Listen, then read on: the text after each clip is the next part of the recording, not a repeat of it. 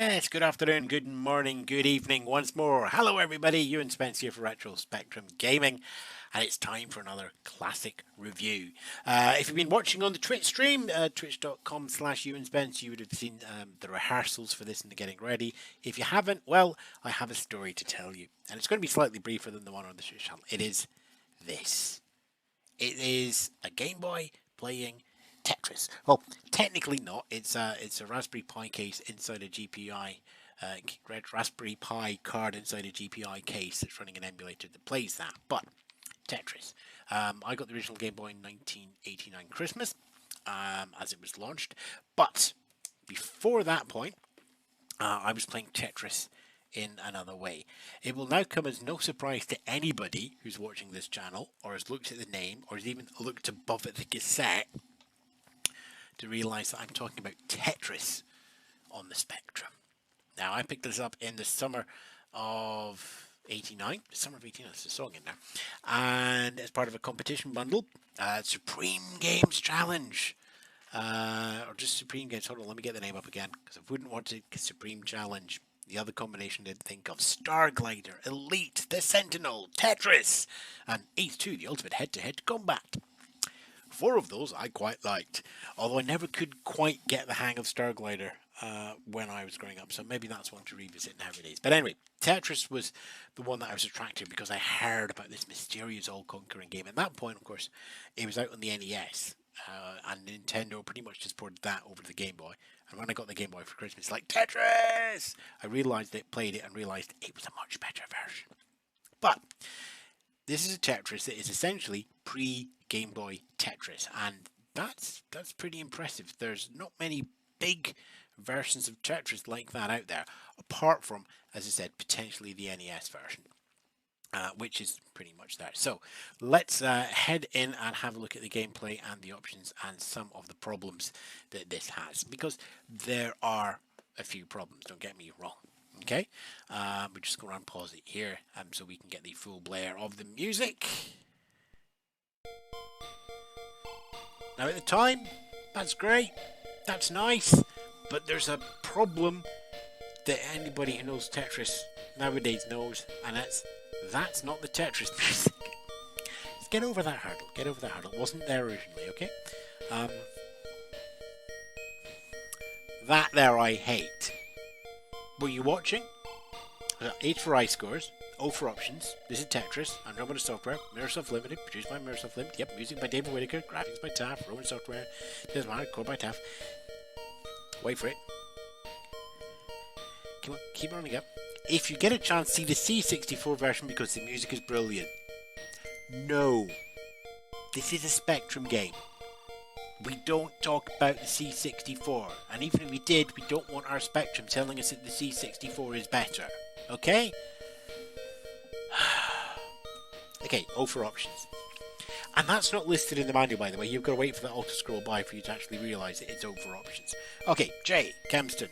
Got it. And the option menu goes away, so we have to go to options again. We have to turn the tune off. We're going to leave backgrounds on for a moment because I'm going to show you the first problem. Because you'd start playing this with the defaults as well. So, there we go. How good am I? 5.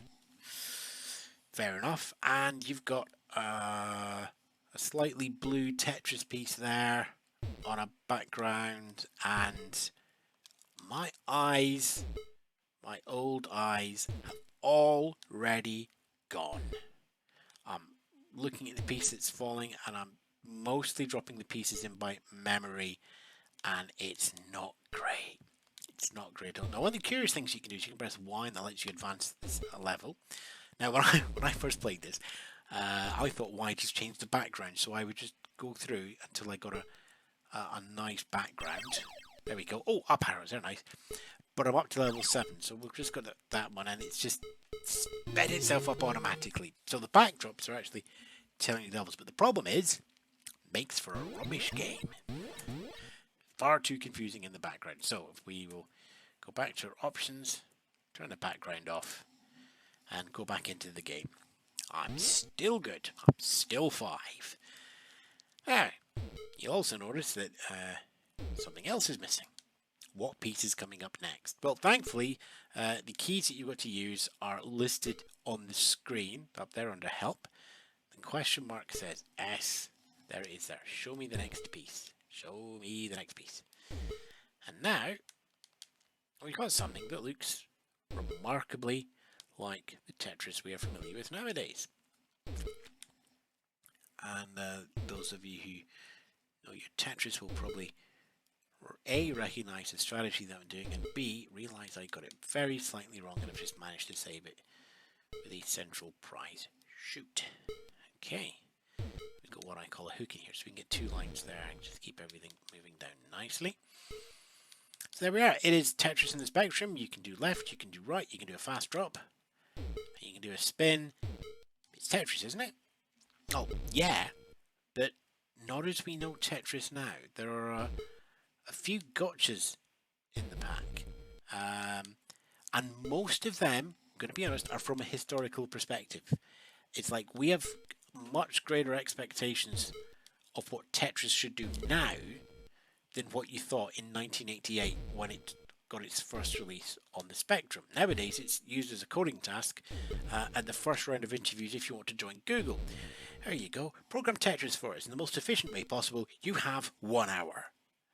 Think how much coding time would have been spent on this back in the 80s, and nowadays it's an audition. Mind you, they probably had a cat jumping in the way as well. Oh, Charlie, yeah, just keep yourself to the side of the street. Things that are always the same when you're a good one in Tetris, your cat shows up. Or whatever the feline equivalent is of that. Right, where are we? Yeah, so things that we see in Tetris now that you don't see in here. One is you've only got fast drop. Okay, you press down, it drops down immediately. You can't just sort of tick tick tick tick tick down. It's just that you press that key, it's going down, and there's nothing you can do to stop it. Secondly, it's not using SRS. Now, to be fair, I didn't know what SRS was until I started looking up stuff for this review. But I was going like, these pieces don't move in the right way. For example, there, where that solid line went over, I'm expecting it just to be able to pivot into place. And that's because most modern games of Tetris all conform to the same Tetris standard for how pieces spin. It's called the super rotation system. It's called SRS. And I will put it in the link when you watch this again, either on Twitch or on YouTube or on Facebook. And essentially what it is each piece is in a 4x4 grid, and it spins around the 2x2x2x2 center block, but they spin around in a specific way, and that way every single Tetris game the blocks spin the same way. So you're playing Tetris Attack or Tetris 100 or any of those other versions, all the pieces move in the same way. So there's this sort of familiarity that you have across all versions of Tetris, but you go pre-SRS and you don't have that. So, for example, that's not rotating the way I would normally like it to. This is rotating in a that way.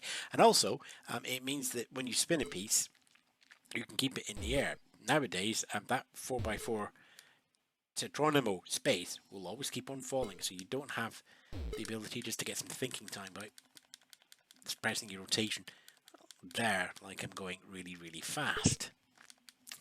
It's because people have just tried to hack Tetris, and every time the programmers sort of come up with ways to get around how you're hacking the playing of Tetris, and you know, everybody's sort of agreeing on a standard. I know, much like you do with, I don't know, like the Geneva Convention in war. We've done war so often. Let's play a fair way of doing war and killing people. So anyway, unsurprisingly, a game from pre-SRS Tetris uses a slightly more efficient way of coding for the 8-bit limited memory machines. So you see they're dropping up nicely. So that doesn't work as well. Other ones, you've only got one way of rotating the piece. You'll see there up in the help section, you've got left, you've got right for moving a piece, and you've got fire, and that's it. Fire just spins the piece anti-clockwise. No chance to go clockwise, no chance to sort of sort that through. There we go. Hey, managed to get that past the cat. Great. Okay. It's, in a way, there's nothing wrong with that, because at that point in Tetris's life, still it didn't know better. The Crash review even says, Tetris is quite nice. It might become quite popular. You have no idea. Crash Smash, indeed. I don't even know if it's got Crash Smash. It would be embarrassing if it didn't. Anyway, this is the big problem I have with this game. And it's nothing to do with the coding, because as we can see, the coding's pretty solid, given that they probably only got a description of there are these blocks and they fall down into a 10-wide grid, and when there's a line gone, it disappears. Mission accomplished. And we've got a proper high score table, and you can put your name in. It doesn't remember your options. So, for example, every time I need to tell it, I want it to show the next piece with the S key, for example. And you can get a good run in it. But the problem I have with this game is curiously enough, it's not the game. It's this. I played Tetris to death. Actually, no, not quite death, because my original Game Boy still plays it, and I still have the cartridge. Here it is here. It's not cat food, Charlie. It's not cat food. Yeah, Tetris. Yeah. Everybody had this, surely. Any retro game worth of salt's got a copy of Tetris. And that's the basis of how you... Now, that version of Tetris didn't have SRS. It was very close to it, but Tetris DX on the Game Boy Color did. The muscle memory, the look and feel, where you go to play Tetris, it's completely different in this game. The rhythm that I have in Tetris on the Game Boy, because that's predominantly where I still play Tetris, even if it's by emulators, the rhythm is completely different here on the Spectrum version.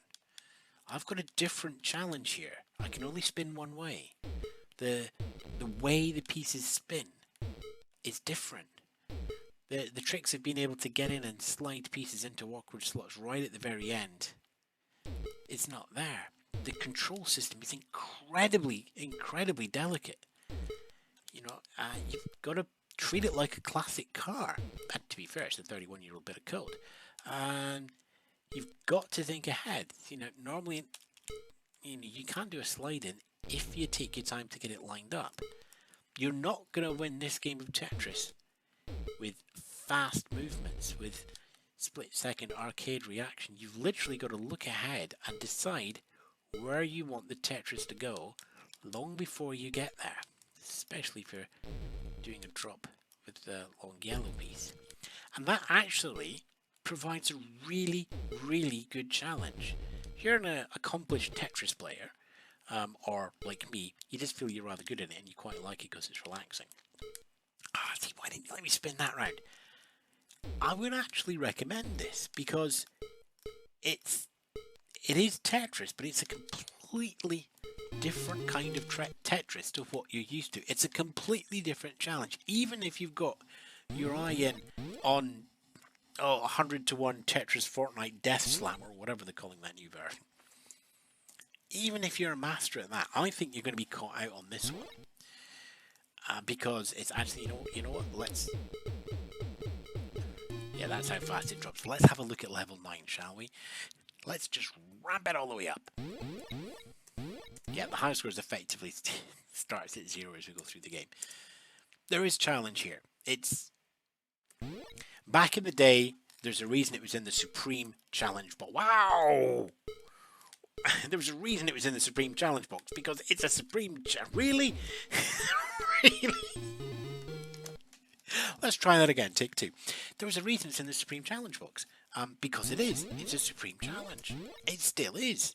For slightly... it's still Tetris, but it's not Tetris. But if you like a Tetris... Okay, I'm going to shut up and try and focus now. Can't see what piece is coming next. Just one line would be nice here. No, that's not... Seriously, I managed to play this when I was younger. Wow. Let's go back to 5 when we're playing that one. That's manic. That's absolutely manic. So yes, Tetris from Mirrorsoft on the ZX. Yes, I want to see my next piece. Tetris by Mirrorsoft on the ZX Spectrum. It is out of time. It is from another time. It is pre Nintendo Game Boy, and that makes it very, very much a wild, wild curiosity of a title. Yeah, go and have a look at it. It's different. I like different. I like this different. I like my cat as well getting in the way. That just provides another challenge. That's like level 5 plus 1. Say goodbye, Charlie. Charlie, say goodbye. Bye-bye.